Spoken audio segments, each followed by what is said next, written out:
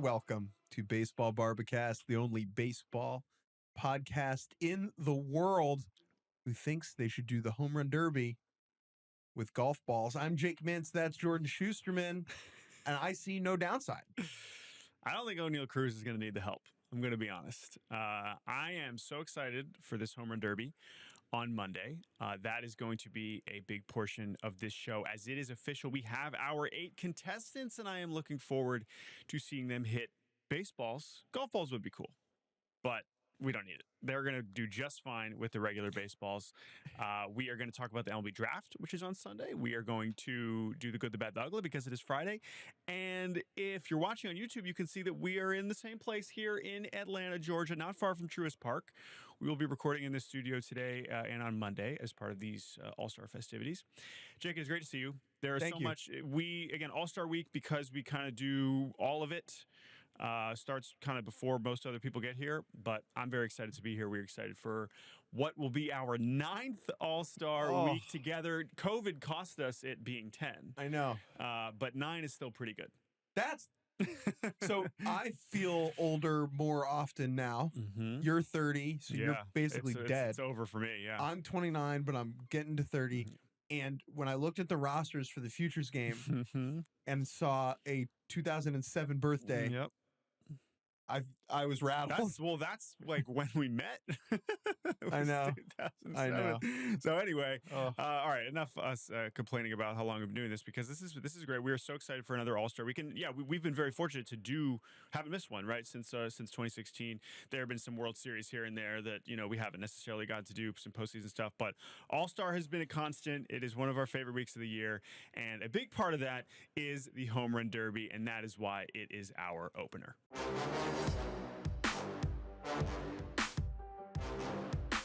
There is no day on the baseball calendar that I love more than the Home Run Derby. It is a day dedicated to the joy of the sport. So much of our game now is hyper efficient. It is geared towards the winning of the games. It is about the outcome. It is about production. It is people doing jobs. Mm-hmm. And the Home Run Derby is not that.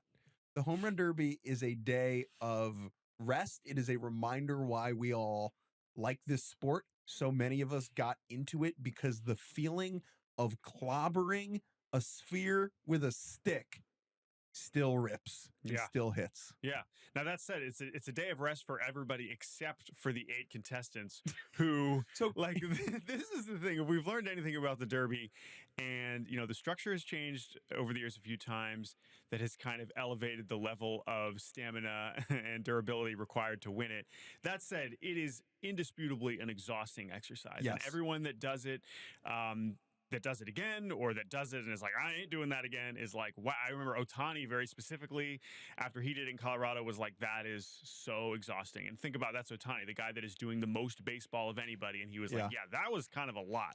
So that is an important thing as we project forward and we talk about these 8 entrants who we're so excited about. We have the rest of the field. We'll go through it here in a second. That is just such an important part of this whole exercise. Yes. It is exercise. It is a very physically demanding thing. But to your point, the rest of us get to just sit back and enjoy it. Yes. And so when you think about the Derby, it's and who you would pick to win, it's like, how easy is the power? Right. And Aaron Judge in 2017 was the perfect encapsulation of this, where he was able to essentially swing at 80% and hit the ball out. Whereas Jazz Chisholm, for instance, we think is going to need to use 99% of his energy every single swing. Yes. And so that will influence our selections. Briefly, before we hop into it, the word contestant here makes me laugh. Makes me feel like we're talking about Love Island. Yeah. It's like, right. Competitors, entrant. I think it's interesting that, I like how all of the branding around us, and this has been true for a few years, is that the caption is always, he's in, right? Like he is signed up. He is not only has he accepted the invite, he is willingly like, all right, I'm doing this thing. But I also think about it like he won the Sun Belt Conference tournament. Right. He's in. We're going dancing. Punch their ticket to the Home Run Derby. So again, as we kind of speculated earlier this week about how this process, it is still a little opaque how we end up with the field, right? We had been hearing from people saying like, yeah, I want to do it, but I haven't been invited yet. That included Jazz and Brent Rooker, who are now doing it, which is cool. So it's still a little unclear how we end up on the 8 people. We know eventually, there's certainly a lot of players that say, no, I'm not doing that again. Pete Alonso, most notably, for the first time in his major league career, will not be a part of the home run derby. That in and of itself will make this feel very different, I would say. We should have a Pete cam for this derby. We have to. And we've already talked about this. Like, that is one of the things I'm most looking forward to. How does he? Because here's the other thing. It's not like he has any teammates in this, right? I mean, who is Pete going to be rooting for here? Is he friends with any of these people? Like, we got we got division rivals. We got a Yankee. We got, like, who's he going to latch on to? Cal Raleigh, who was, I guess, a college opponent. Florida State, Florida. Yeah, okay, sure, but that's a rival, so then maybe not. Again, you got some division ones, but who is Pete going to be rooting for? Or I think it's more fun, and we already said this, if he's just rooting against everybody. If that's he's true. Just like, if he's booing Acuña, if he's booing James Wood, like, that would be great. I think he will be rooting for James Wood because they're both Boris guys. Yeah, I was thinking Boris too. And Cal Raleigh left Boris. So he's going to boo Cal. He's a traitor. Yeah, I don't know if any of these other guys are. But anyway, okay, so all that said, we should get to, well, before we get to the contestants' entrance, whatever you want to say, the structure. This is important because it has changed a few times over the past few years. Now, for a while there, we had a bracket style where it was seeded by how many home runs you would hit in the first half. And that was sometimes cool, sometimes a little goofy. But I think what turned out to be the flaw of that is you would have some of these epic first-round matchups where one guy who hit a ton of home runs ended up being eliminated in the first round because of who he ended up being matched up against. And so to fix that, last year, they changed it so that there's no bracket in the first round. It's just everybody goes. Everybody has 3 minutes or 40 pitches in the first round to hit as many as possible. Then you get a bonus period where you get an extra 3 outs. And then the top 4 advance. Then it goes to bracket based on the number of homers in the first round. I think this is a great fix. I think then no one is complaining like, oh, he got screwed. This guy only advanced because he was facing off against Mookie Betts or Alex Bregman or whatever. Where Stephen Kwan. So it's like, no, you got to earn your way into that second round. With that said, this is still a grueling thing, right? Then it does go to the next round. Then it does bracket style with the semis, and then it goes to the finals. Where then it is reduced to 2 minutes and 27 pitches. So all that said, let's get to our derby hitters. Cal Raleigh, switch hitter, 36 home runs. James Wood, left-handed hitter, Washington Nationals, 24 home runs. Junior Caminero, rookie-ish, 22 home runs. Tampa Bay Rays. Rookie age. 22 home runs. Is he 22 years old yet? I don't think so. So there you go. Younger than his home run total. Junior Caminero, he just turned 22 last week. But he could go yard. He could go yard one more time before the derby. That's true. He's catch out. He has 22 home runs. He is 22. Or he has 23. No, he just homered yesterday. So he's already outdated. So yes, he has 23 now. Perfect. There you go. Junior Caminero, more homers than his age. 23 homers, right-handed hitter. Byron Buxton, outfielder, Minnesota Twins, 20 home runs, right-handed hitter. Brent Rooker, DH. The YOLO County A's, 19 ding-dongs, right-handed hitter. Jazraldo? Is there an L? Jazrado, yeah. There's no L in there. No. It's not like Geraldo Perdomo? Gerardo? I know they both used to be both played for the Missoula Osprey, but the pride of the Bahamas, Jazz, Chisholm Jr., 17 home runs, left-handed hitter, New York Yankees. Oneil Cruz, 16 homers, left-handed hitter, Pittsburgh Pirates, center fielder. Ronald Acuña Jr., the hometown hero, 11 homers, right-handed hitter, Atlanta Braves. That is the field. I am so excited for this. This is the best field we've had in a long time. As someone who adores the Derby, last year was a dud, a stinker, a total zero of a Derby. It's a little strong, but it was definitely. You remember one? Yeah, Teoscar was. Listen, it was a cool story once we got to the end there, and people were excited for Bobby Witt Jr. But no, I agree. It didn't in terms of the field. Alec Boehm. Whoa, what are we doing? Gunnar Henderson, honestly, is a good example where it was disappointing. Like really fun young player. But even at that point, I know he hit a lot of home runs last year. I still wasn't like, I can't wait to watch Gunnar hit home runs. This crew is exhilarating. All of them. Dude, even Brent Rooker, who's become one of the most prolific home run hitters in the league. Yes, good, great. I mean, he's a little bit more standard, like it's less, but he's going to have as good a chance as any of these guys. One awesome dynamic here. 3 lefties and a switch, 4 righties. Having dudes from both sides of the plate is so important in the Derby. So important. So that you get the different visual experiences of home runs going to different parts of the ballpark. I think a couple years ago we had like 6 righties, 7 righties, and 1 lefty. Well, that was even last year. We only had Gunnar and I guess Jose Ramirez, who I don't even remember. This is a good example. I don't even remember which side he swung from, but the rest of them were right-handed. So, and Gunnar had the fewest home runs. So if you were sitting in right field in Texas last year, and you paid however much to sit in the outfield seats in the home run derby, you're like, well, what the hell? But that will not be a problem this year.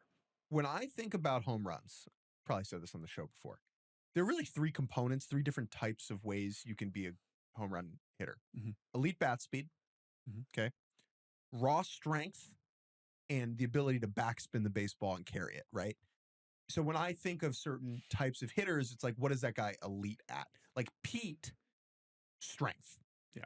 Pujols was strength and backspin. Soto, backspin. Javi Baez, bat speed. And so when I look at this list and think about what types of dudes do well in the Derby, it's usually not the bat speed guys or the quick hands, quick twitch. Jazz is this. I would say that like Baez is this. I would say like Acuña is this in a type of way. I mean, he's great at everything. Yeah, that's the thing. I mean, in terms of just like well-rounded hitters, also just like elevating the baseball. Having a swing with loft is another thing. And, that is where Cal Raleigh is going to have a chance here because he puts the ball in the air. Now, they're all, of course, going to be trying to put the ball in the air, but there are still some swings and just habits that I think are going to be more conducive to it. Now, all that said, each of these guys are going to offer a different flavor of home run. Each of these guys, you can make a compelling case for. At least either from this will be one of the most entertaining players in this event, or he will win. So let's just go one by one. For Cal Raleigh, this is such an unbelievable. First of all, catchers being in this. I remember when Salvador Perez did it a few years ago. When Adley Rutschman switched plates. But that was cool. But Salvi in Colorado, he lost to Pete in the first round in 2021. He did a great job. It was still like, oh my God, how is this catching? How is this, first of all, especially Salvador Perez, who's enormous, right? How does this guy, we talk about all the energy that is expended in this event. For these guys, Cal Raleigh, who has played almost every game and has caught almost as many as any other player, like that he is signing up to do this makes sense. It's awesome. He's from North Carolina. This is part of the story of his season. And he's like, yeah, this sounds like a ton of fun. I will say, but yeah. Does being a catcher help in this? Are catchers in better aerobic shape than other players because they're potentially always working out? They're always squatting. Yeah. In that sense, yes. Like you would assume he's not going to like lose his legs because he's Cal Raleigh. He's squatting all the time. That's the whole bit. And he's got the most home runs. So I'm fascinated to see if he does go both ways. Again, one of the biggest parts of his season this year is how much better he's gotten right-handed. He has real juice from the right side. So I would assume he's going to bat lefty, especially since the ballpark is a little bit more homer-friendly left-handed. But either way, I can't wait for it. He's, of course, one of the biggest stories of the season. His dad will be throwing to him. I believe his younger brother will be catching. At least I believe that was the initial plan, which is really cool. His younger brother's, I think, like 14 or 15. So that's awesome. So it's incredible. If he even gets to the finals here, unreal. I think that Cal Raleigh should have to catch for all the other competitors. He probably would. So he is going to go last because he has the most home runs. Oh, okay. So in that way, they do structure it, right? I believe that is how it goes. But again, I'm so glad they changed it because otherwise we would have him against Acuña in the first round. Exactly. And that's what sucks. But if you want to replicate the experience that Cal Raleigh has had this year, which has been so successful, he has 36 home runs. He should catch every other contestant to simulate every other inning. Yeah. He should take the gear off and then go hit. Who says no? Probably Cal Raleigh. Probably the Mariners. That is very funny, though. All right, James Wood. So Anything else on Cal? No. Yeah. The most interesting thing about James Wood is where his home runs go. So what makes James Wood special? He is 6'7", 234, and 22 years old. Yes, that is special. But it is the opposite field power that James Wood has, that he is able to take a pitch on the outer half and flick his wrists and have the ball carry into space. If you take a look at his home run spray chart, there are only 1, 2, 3, 4, 5 balls that are like pulled down the line and right. 5 of his 24. There's some to center, and the majority are to center, and left. Yeah. Which is very abnormal for the home run derby.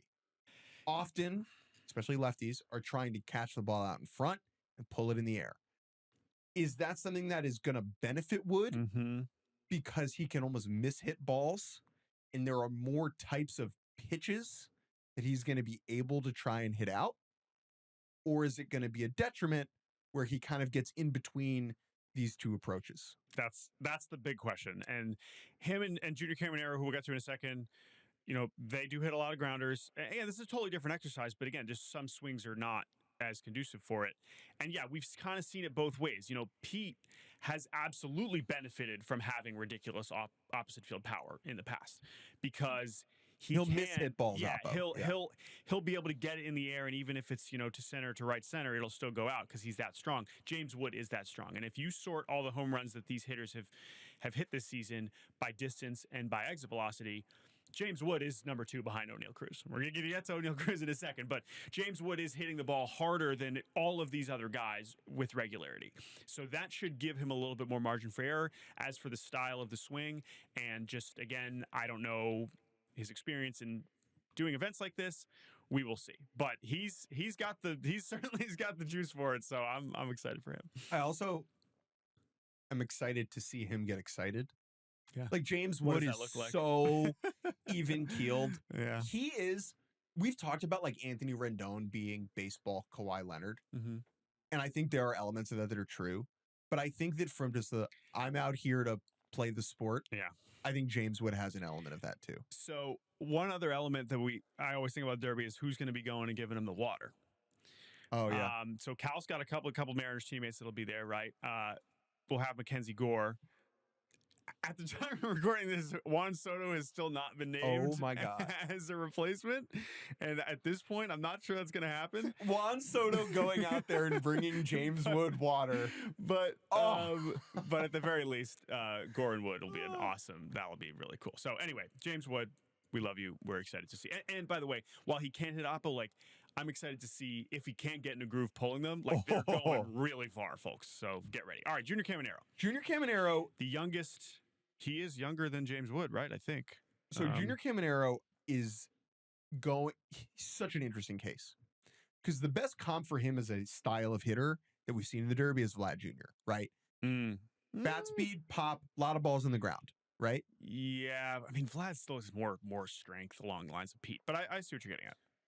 And if I told you, people were making jokes about Vlad being like, put him in the Derby, he's going to hit a bunch of ground balls. Well, he won once. Yeah. You won the thing. He almost won twice. Vlad was great at this. Does that translate for Caminero? Yeah, I don't see them as exactly the same. I understand the comp. I'm just saying high exit velo, a lot of ground balls. Yeah, best bat speed in the league, I guess, besides Oneil Cruz, which is just like the constant qualifier you have to give. But he's got a knack for the moment. I mean, he's hit some home runs in games. And I just think that he's going to have a lot of fun with this. Now, he's the kind of guy that is probably going to be swinging. My concern would be he is going to be swinging so hard. And I think that if he is not in a groove, it's going to be a lot of pop-ups. It's going to be a lot of grounders. So he'll hit some that are jaw-dropping. I worry about the consistency because it feels like he will be the most over-eager and over-swinging. Yeah. And when you have that kind of bat speed and you're over-swinging, the barrel accuracy is probably going to suffer a little bit. But I'm so glad he's in it. He's a worthy contender and having an awesome season. And yes, he is a few months younger than James Wood. I think he is going to be the most tired. Right. Him and Jazz, who we'll get to. Let's get to Byron Buxton. This is a pretty shocking one, but in a great way. Well-deserved. one of just a player that it's just been stop and start his whole career. Obviously, not having the season with the Twins, the Twins are not having the season that I'm sure he would have wanted if he was going to be playing this well. But back in his home state of Georgia, and he is also someone that, like, I'm excited for him to be like, for Byron Buxton to be able to showcase his individual talent in a non-Twins context, respectfully, is really cool. Like, truly. Because this is the kind of guy that has gotten lost in terms of how gifted he is as a physical baseball player. This has been true his whole career. And, of course, injuries have made that not as good. But Byron Buxton has the farthest home run of any of these guys this season. He had a 479-foot home run last month against the Rangers. It's in there. This is not just some veteran who's just getting, invite me to the Derby. Like, no, he's got the skills to do this too. As for the how much stamina he's got, we're going to see. But I'm super excited for him. He's also the second fastest player in the league, right? By sprint speed. Still at 31 years old, after 15 IL stints, and every part of the body. Right. That is what is remarkable about Buxton is that even though he's had all these injuries, the core athleticism remains as intact as it was in 2012 when you and I were readying ourselves to drive from DC to Iowa to see him, one of the greatest prospects of all time, play in person. Yep. Right? Like, and then he got promoted, and we didn't get to see him. Like 2 days before he left. Yeah. Byron Buxton, very excited to see him. That he's healthy enough to be here is a celebration in and of itself. Oldest player in the Derby. He is a few months older than Brent Rooker. Brent Rooker, who is 30 and has hit 30 home runs each of the last 2 seasons, 39 last year with the A's. He's got 19 this season. I know that he will not be the one that people are most excited to see, but he is going to fill the big right-handed guy like Pete void that we now have, and that's fine. I think Rooker is a pick for the hipsters. If you're 2 online, you know that Brent Rooker is also 2 online. Is also 2 online and is a delightful gentleman. Yeah. He is a very normal man. Yeah. Right? Brent Rooker is the everyman. Yes. DFA'd like 7 times. Yeah. Discarded, forgotten. He's out there hitting for you, the listener. He loves breakfast. He's I think he's got a shot here. Why not? He's also, I imagine he will also have a healthy amount of support. Tennessee native who is one of the greatest SEC players. Like, there will be people in the crowd who are SEC baseball fans that are like, oh, there's Brent Rooker, the greatest baseball player of all time. So in that sense, that's pretty cool that he gets to do it in Atlanta. But yeah, Brent Rooker's great. Again, no one's going to be rooting for him that hard, but good for him. Jazz Chisholm Jr. Yeah. will have a country behind him. The entirety of the Bahamas. Yes. We'll be cheering on Jazz. Jazz being in the Derby is fascinating. He was the last person announced. He has been battling injuries this year. He had an oblique problem. I think he missed a month, like all of May, with an oblique. He's had a shoulder issue. He's changing positions. He's changing positions. The Yankees are weird. But guess what? Jazz doesn't care. That is part of the beauty of Jazz Chisholm. He wants to be a star. Yes. No player, I think, in the history of our sport has wanted to be a star more than Jazz. I think sometimes people clown him for that, like when he was on the cover of the show, probably before he should have been. I think that at the same time, it is an admirable trait that more people in our game, I wish, had. He is a famous person. That is Jazz Chisholm. That is what he is and what he wants to be. And I think that this environment, this stage, is going to be perfect for him. Yeah, and also he's walking the walk this year way more than he has in the past. So deserving all-star. He's slugging .525. That is amazing. As for his particular skill set for this event, we've seen him compete in the home run derby down in the Bahamas where you get to hit balls in the water, which is one of the coolest things ever. However, that event does not require you to hit the ball that far. This is a little bit of a different thing. But the point is, Jazz is very interesting because he does, for his size, he's still a pretty skinny guy. He has ridiculous juice, like indisputably. Juice. Like, he is hitting balls 110. He's hitting balls 420 feet. But does still require a kind of a full body hack, and so I think he's going to hit some balls to the chop house. He's going to hit some impressive home runs. If he has the stamina to advance far in this event, I will be very surprised and impressed. But he's certainly going to put on a show. There's no doubt about that. Having seen Jazz in the Bahamas before he debuted, yeah, and now getting to see him here is so cool. Like, I'm so happy for this. No, it's great. But like I said, like he's earned this opportunity. This is not just like, oh, Jazz, he wants attention. Let's put him in the Derby. Like, no, dude, he's going to be a real fun one to watch. All right, Oneil Cruz. This is going to be something. Now, hi to kids. We've seen get him face masks. Like, listen, like we had Judge. Obviously, if you're in the Homer Derby, you can hit the ball hard. This is different. He is hitting the ball harder than everybody else ever, except for Giancarlo Stanton, who we have seen in the Derby, but not in quite some time. But it's hard not to think about the Giancarlo Stanton Derbies because those are the ones. That was the first one we were at, right? 2016 in San Diego, where he was hitting it over center field in San Diego. Like, I will never forget that. He comes back and does it again the next year in 2017. He actually loses to Gary Sanchez in the first round. But again, that exit velocity, there's no one else. All these other guys hit the ball very hard. Sure, Acuña's hit a couple balls, 116, 117, 118. James Wood now hitting him 115. Oneil Cruz is in a category of his own. 122.9. And how that manifests in this event, I cannot wait. It is one of the most excited. It's the most excited I've been for an individual in an event in a very, very long time. And I don't know if he's going to win. I don't know how much, because, again, he's not the best hitter. He might just start popping things up. He might be whiffing. Who knows? And they clearly are putting him in there because he is as qualified to do this event as any, even if he's not having an all-star season. But I'm glad MLB's giving him a chance here because let's not wait around to see if he does become an all-star. Let's just make sure we get him in this event at least once and see what happens, because I expect him to hit balls harder and farther than really anything we've ever seen in the Home Run Derby. Since June 1st, Oneil Cruz has been the 11th worst qualified hitter in baseball, and I don't care. Yeah. Do you want to see that? What is it? Yeah. Do you want to see the truth? No, I don't want that terrifying truth. I want dingers, and he's gonna bring them. And then the other thing I mentioned about who's going to kind of be cheering him on is Paul Skeens will be front and center here. So that'll be cool. I don't know how exactly what that's going to look like, but Skeens has already talked about, like, yeah, he's obviously going to win. I watch him take VP every day. How could anybody possibly beat this guy? Yeah, I'm so excited for that. Now, I will say that, like, because of what the park looks like and because you have the chop house, like, once you go beyond that, there's nothing else. Like, he's just going to keep hitting them over.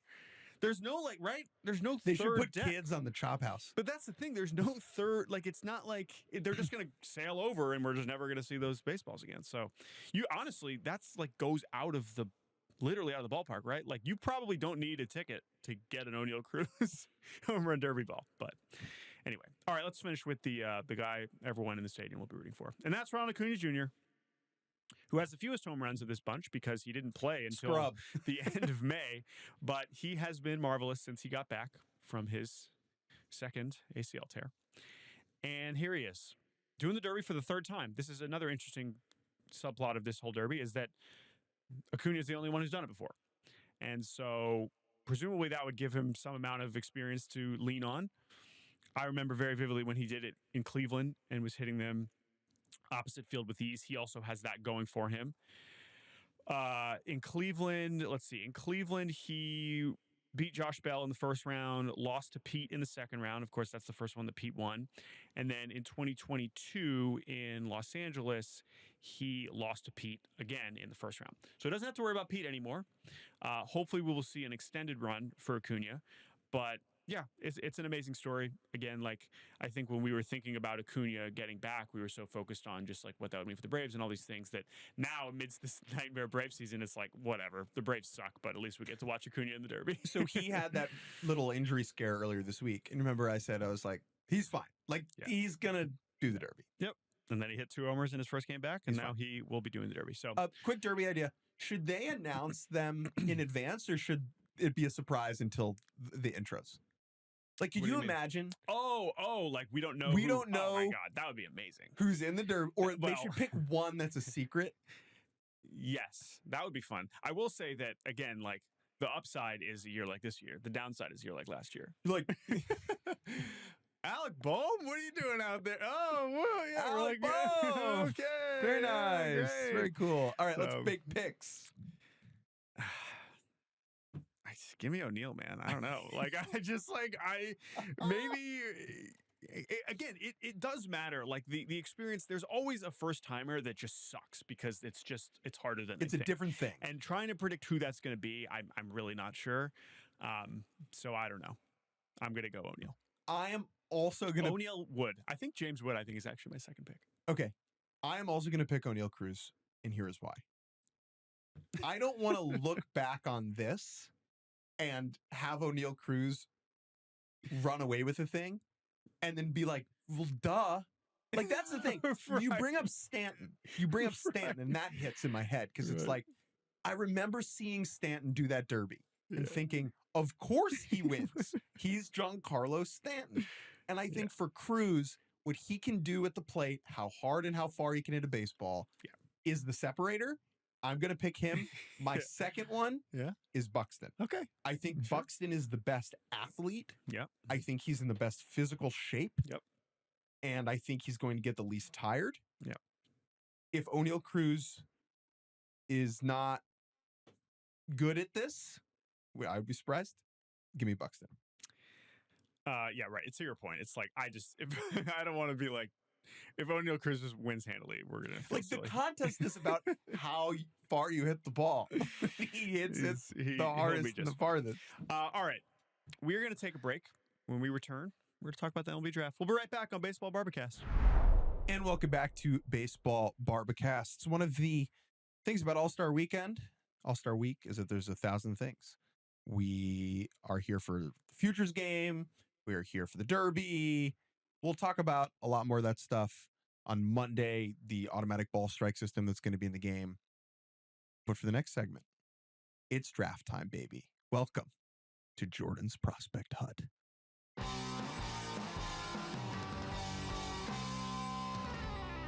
Let's talk about the 2025 Major League Baseball draft. This is, of course, an event that I've been looking forward to for quite some time.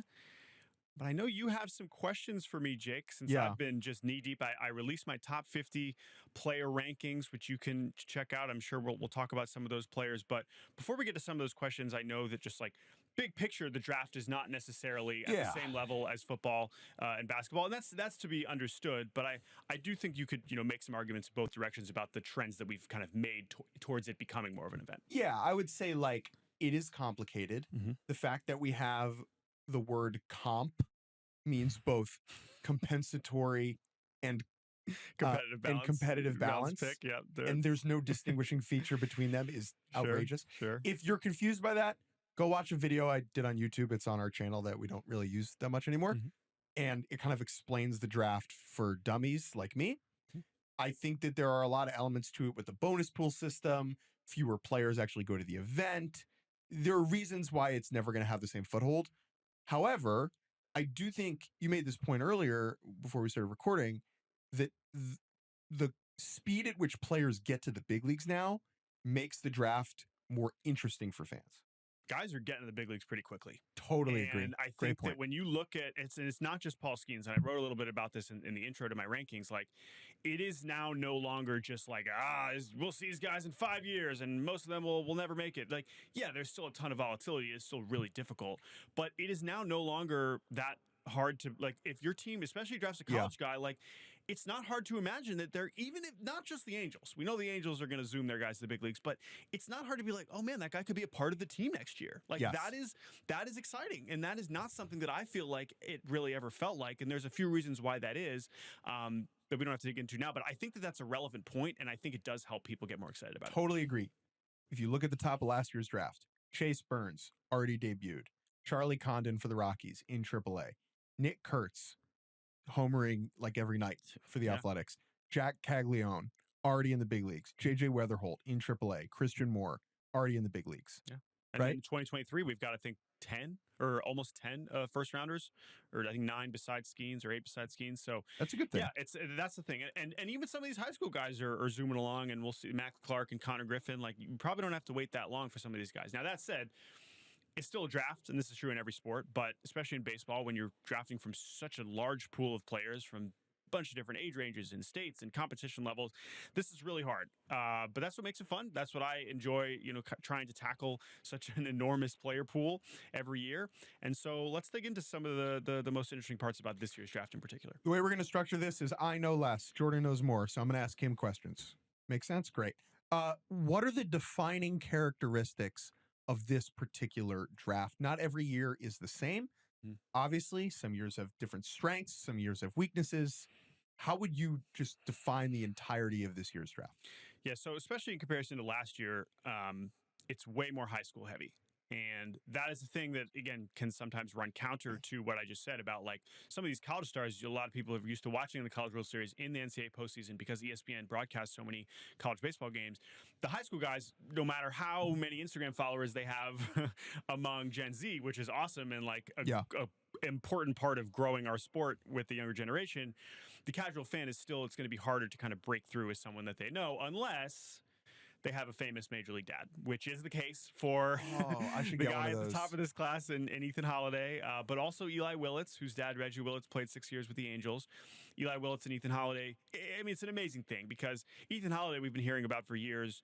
The Holiday thing is remarkable because it really is true. When Jackson Holiday was getting ready to go number 1 overall in 2022, you would talk to people and they'd be like, yeah, Jackson's good, but man, Ethan, he's the guy to keep. I'm like, how? You're like, shut up. Jackson's number 1. He's going first. Like, well, how much better could he possibly be? And now here we are, and Ethan also might go first. But even if he, goes second, third, or fourth, he is considered an even higher level ceiling than Jackson because he's just much bigger. There's much bigger power. He's been performing for even longer. He stood out among his peers for even longer. And Ethan Holiday he's going to be one of the biggest stories of this class, no matter how it goes and no matter what team he goes to. So you say it's very high school heavy. Mm-hmm. What are there not a lot of? Yeah, so I would say high school pitching, once we get beyond Seth Hernandez, and we'll talk about him separately in a second, is definitely weaker. I think college hitting, there's not as many guys. Normally there's a few where you're like, that guy has a good case to go 1. Iva Arquette of Oregon State is maybe in that mix, but is more likely in the 3 to 6 range. Last year, we had so many college hitters where we were sorting through them, again, several of which are already in the big leagues. This year, there's fewer of those sure things. And so the pitching, it kind of falls off. And so it's hard to identify which pitchers are going to go in like the 10 to 30 range. You've got a couple really high-level ones at the top. In the top 10, but then 10 to 30, what pitchers go or like 15 to 40 is very difficult to identify. That's where there is a ton of high school talent, especially on the offensive side. So many high school hitters to sort through, so many compelling arguments for why this guy belongs in the top 15 or this guy shouldn't go until the second round. That's what I've had a lot of fun kind of talking to teams about over the last month. So 11 of the top 14 picks last year were college hitters. Yep. This year, I would set from the top 14 over under on that 2.5, 2.5, 3.5. So it's just a completely different flavor of draft at the top, for better or for worse, and we will see how that manifests. Let's start with the obvious question. Who goes first? Yeah, so this, of course, became much more interesting when the Nationals fired Mike Rizzo. Some could argue, well, what difference does it make? The amateur scouting department has been putting in all this work. Mike Rizzo disappearing doesn't make that big of a difference. And that's very well possible. Unfortunately, we probably won't really know unless they do put Mike Rizzo on the draft broadcast and he tells us who he would have taken. But I think that, whether it is Ethan Holiday, whether it is Cade Anderson, the top left-hander from LSU, whether it is one of those other left-handers, Liam Doyle or Jamie Arnold, and Eli Willits, my number 1 player who did work out with the Nationals, maybe is in that mix there. I don't know. It seems like it's down to Anderson or Holiday. What that is really going to tell us about what they're going to be able to do with the rest of their draft. I believe they don't pick again until the second round. I don't think they have a comp pick, so that next pick doesn't come for a little bit later. There's some other teams that have a ton of picks, in that comp round range, and so there's a little bit more flexibility there. But that number 1 pick is going to be a pretty big deal. I mean, this Nationals team and where they are as a franchise, no matter who's making the call or who's been fired, it's a very, very important selection. So Anderson, I would say there are questions about the ceiling. Usually, if you're going to take a college pitcher first overall, the velo is going to be a little bit higher. The breaking ball might be a little bit nastier. Anderson is more of a sum of his parts type pitcher. The ceiling is Max Fried. Mm-hmm. The floor is Cade Povich, right? It's an athletic, loose lefty with feel for the stuff. Some people you talk to don't think the ceiling is there for a number 1 overall pick. Holiday has that ceiling. Oh, yeah. Jeez Louise, does he have it? The issue with him last summer on the showcase circuit, did not make a lot of contact, was swinging and missing a lot. That was a timing issue that people say he has ironed out. Is he going to stick at shortstop? Almost certainly not. So then you have a bigger bodied third baseman, maybe right fielder, who looks maybe more like his dad. Bigger questions about the hit tool. Mm-hmm. Nobody in the draft, maybe Quentin Young, has a higher ceiling than Ethan Holiday. So that's number 1. Mm-hmm. So there are a ton of really talented high school bats, mostly shortstops, at the top of the draft. There's only one high school pitcher at the top of the draft, and that is Seth Hernandez, a right-hander from Corona High School in California. A right-handed high school pitcher has never gone first overall.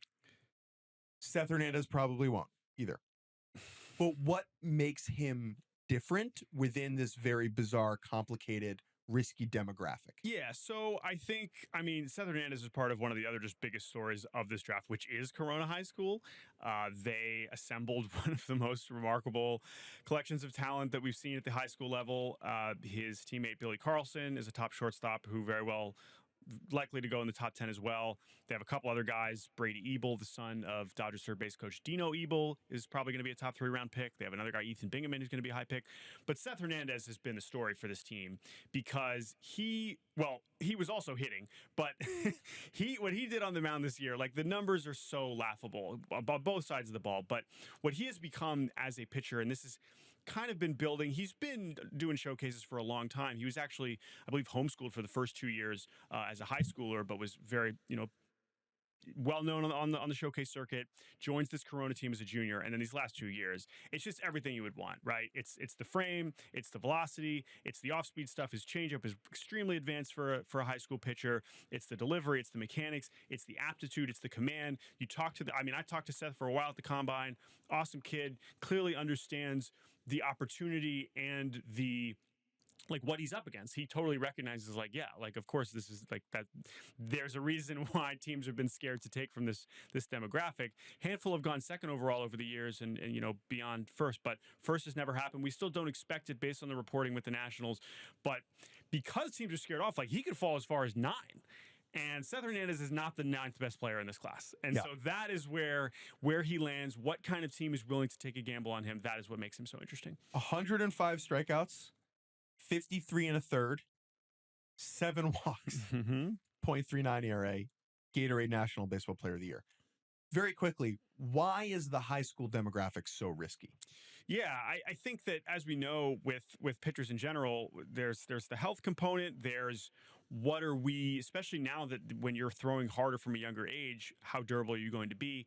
And also, it's just a long way to get to the big leagues. Like what it takes to get outs, stuff can look so much better against high school competition. You don't really know. And so as much, as many innings as these guys are now getting on the showcase circuit and even in their high school seasons, you just don't really know what you're getting. And whatever history tells us, it's a long road to get from that age and that kind of talent level to actually maximize and become a fully fledged big league starter.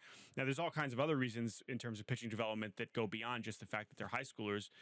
There's not that. You can even look at the international market, right? Like how many of those guys are turning into starting pitchers?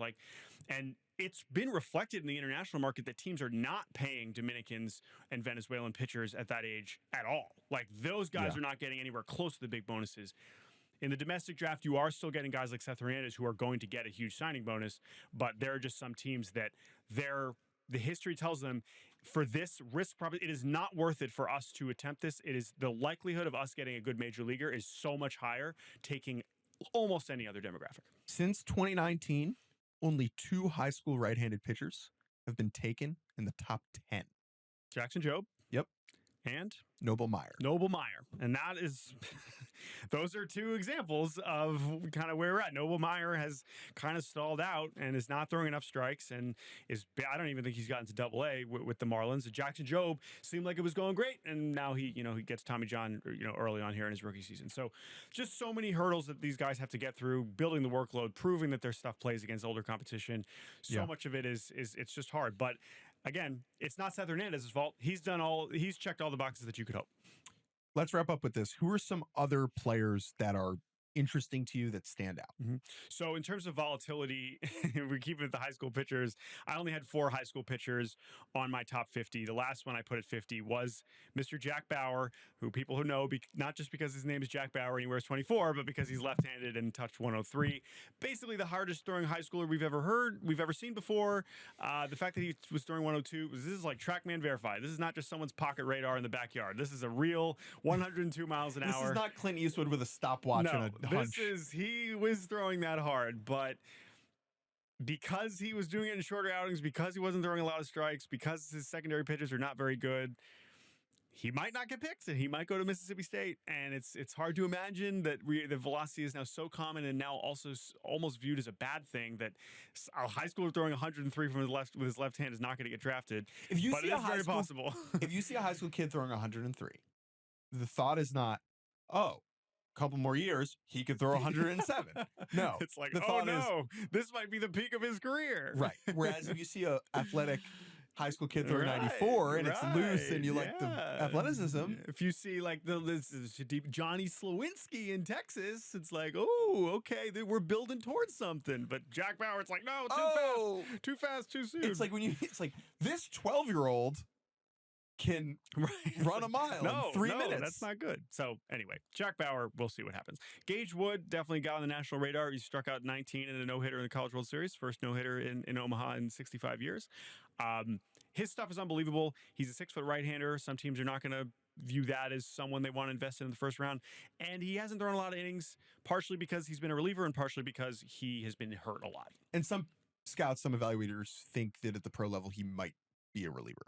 And one more guy I definitely want to mention is Andrew Fisher, infielder from Tennessee. Maybe he can play third, maybe he can't. I don't really care. I think this dude rakes. I think he's being criminally underrated. I think what he did in 3 years at the NCAA level is so impressive. Got better every season, got more power every season, less, swing and miss every season. I'm a big fan of him. I think he might end up going in the 20s. He belongs 10 to 20 for sure. When we talk about edge at the plate, it's the Juan Soto demonstrative type of... This is my batter's box. The pitcher is an idiot type energy. Yes, I'm all in on Andrew Fisher. I'm excited to see where he lands. Who are 3 guys you got? Charles Davallon, Chuck Davallon, who unfortunately is the guy who dropped the ball for Arkansas in the World Series.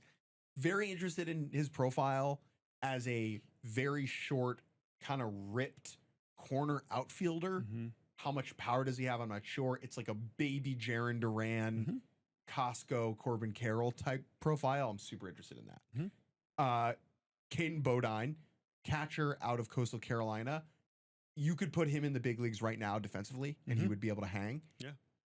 What's the bat? Tons of contact ability. How much power is there? Unclear. But I'm fascinated in how teams view an elite defensive catcher with ABS coming. If that gets kind of integrated into his evaluation. And then Quentin Young is the highest ceiling in the draft. Ran a prohibitively disgusting, in a bad way, whiff rate and chase rate on the circuit last summer. There are rumors that the Dodgers are interested in him, which to me is like, well, maybe he is good. How bad could he be? How bad could he be? Yeah, Dodgers have had some interesting picks in the recent years. Obviously, the draft is not what people focus on with the Dodgers, but they have had some interesting picks. Yeah, Quinn Young, the nephew of Delman and Dimitri, so he's got the big league bloodlines. And yeah, he's a 6'5" shortstop with some of the biggest raw power in the draft. But he might just never even get to Double A. So we'll find out soon. We will know very quickly how well that's going to work. I hope he gets drafted instead of going to LSU, although he would be fun to watch in college as well. All right, we're gonna take a quick break. When we return, the good, the bad, the ugly. We'll be right back. And welcome back to Baseball Barbacast. Before we do good, bad, ugly, let's go around the league.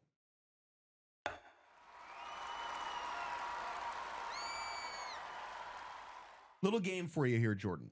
This morning, Major League Baseball announced the top 20 highest selling jerseys of the first half of the season. I have the list in front of me. You do not. We're going to put 90 seconds on the clock. Okay? Oh, boy. And we're going to see how many you can get. Are you ready, my friend? All right. How fast can I name the entire Dodgers roster? Let's go. Shohei Ohtani. Are we selling jerseys of Shohei? Number 1. Okay, that's good. All right. Mookie. Number 4. Freddie. Number 3.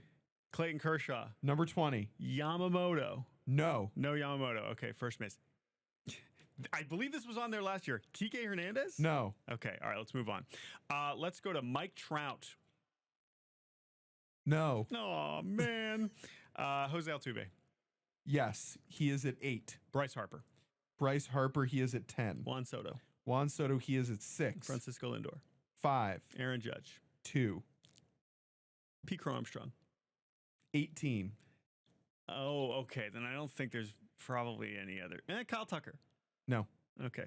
Let's go with Ronald Acuña. Yes, 11. Let's go with Tarek Skubal. 19. Oh, wow. Sneaks on there. Okay, let's go with Bobby Witt. No. Let's go with Alex Bregman. No. Vlad Jr. Yes, 14. Julio. No. Paul Skeens. No. Ellie De La Cruz. Yes, 15. Surprise Paul bet Skeens. Damn. Fernando Tatis.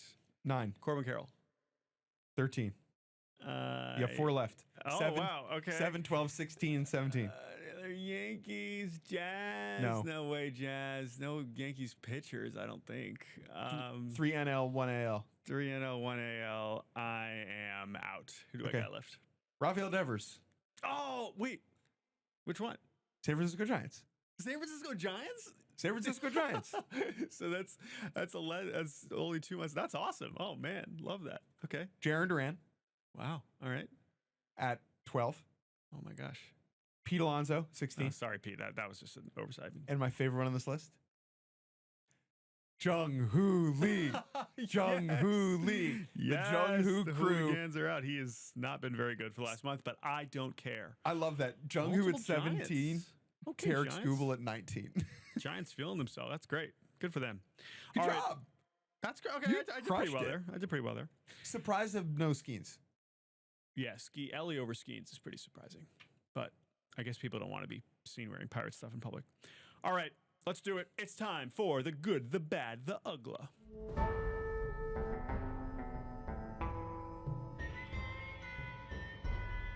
Something good, something bad, something Uggla. They know a little bit something about Dan Uggla down here in Atlanta. That's true. Let's start with something good. I just mentioned him. My good this week is Pete Armstrong. I'm going to keep this very simple.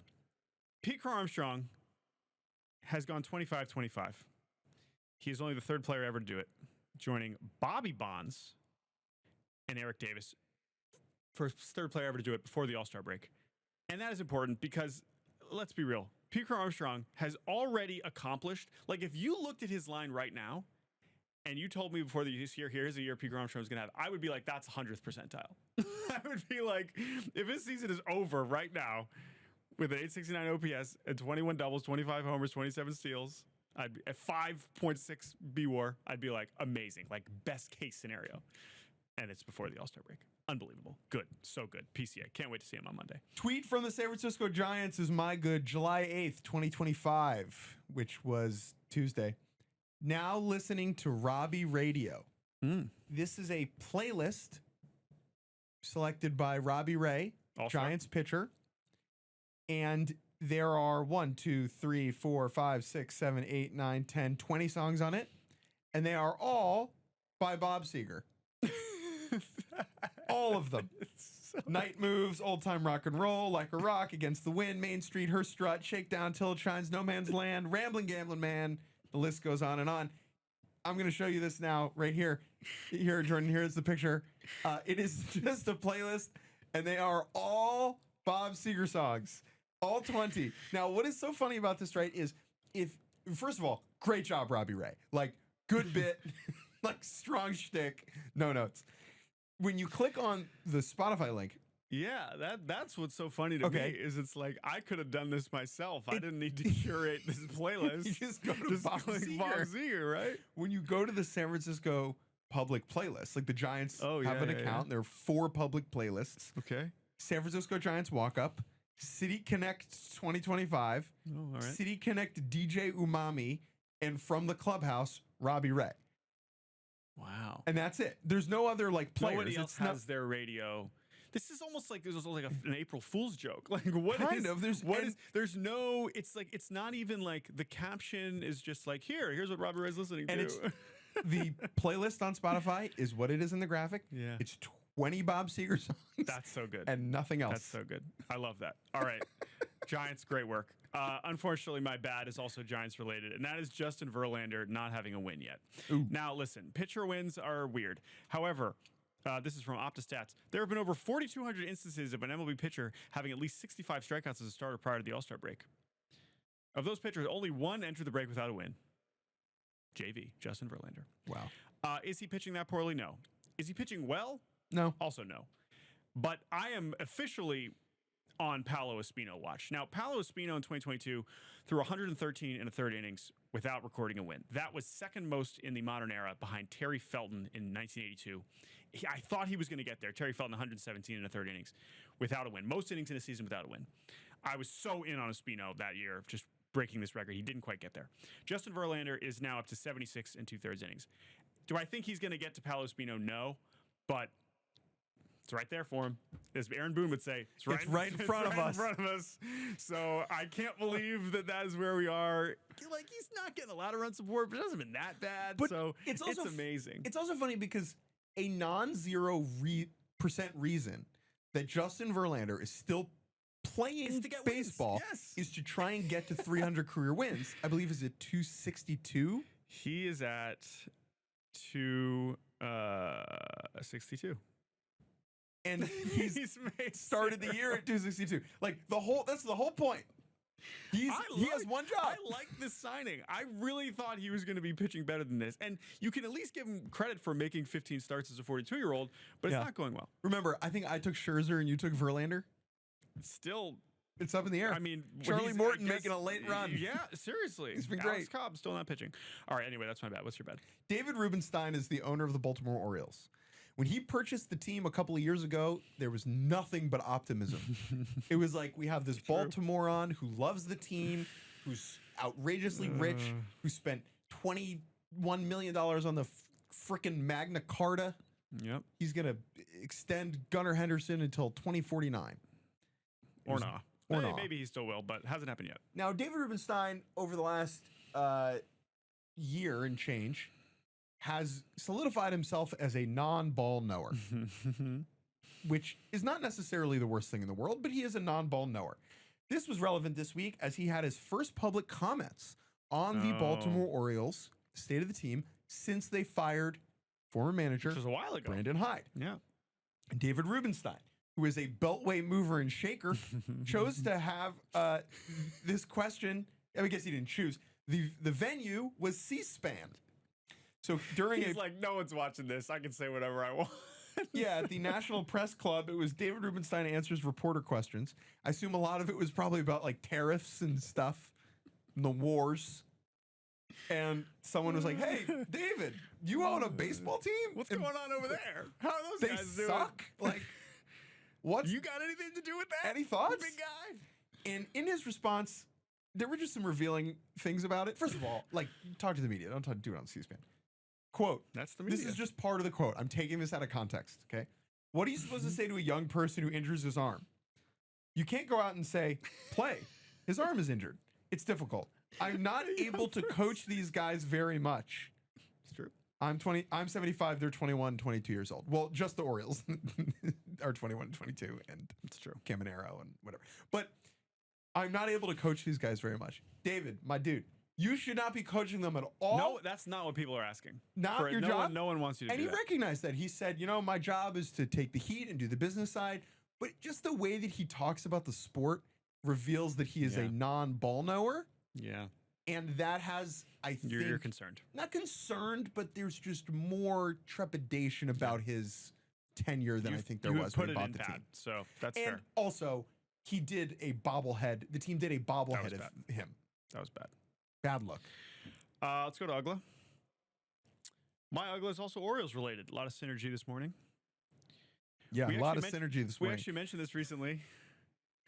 That they're catching. I guess I don't know if David Rubenstein was asked about all their catchers getting injured. What do you say to a young catcher who gets injured? What am I supposed to tell him? I can't coach these kids. The Orioles have used 6 different catchers this season. Yeah, I can name them if you want. I mean, go ahead. Tell the people. Adley Rutschman, Gary Sanchez, President Chadwick Trump, Alex Jackson, Maverick Handley, Jacob Stallings. Yeah, good job. So I was like, is this how remarkable is this? They just called up David Banuelos for a hot second because they traded Brian Baker. But Banuelos already sent back down. But Banuelos did appear for them last year, and he could appear for them this year. Now, what we do know is going to happen at some point this year, I hope, is Samuel Basallo, one of the top catching prospects in baseball, certainly one of the best hitters in the minor leagues. Is he a good catcher? Not really. Do I care? Does he belong in the majors? Probably. Either way, he will at the very least almost certainly make it 7. But do you know what the record is for most catchers used in a season? Because that is my Uggla. I do not. Okay. However, I do know that the 2021 Atlanta Braves, who won the World Series, had 7 catchers. Okay, yes. So and they were William Contreras, Travis d'Arnaud, Alex Jackson, Kevon Smith, Stephen Vogt, yes, Jonathan Lucroy, and I believe it's just Kevin. Jeff Mathis. Come on now. Sorry. Alex Jackson. William Contreras. Alex Jackson, the common thread there. There have been a few other teams that have had 7 since then. The 2022 Pirates had 8. The 2021 Cubs had 9.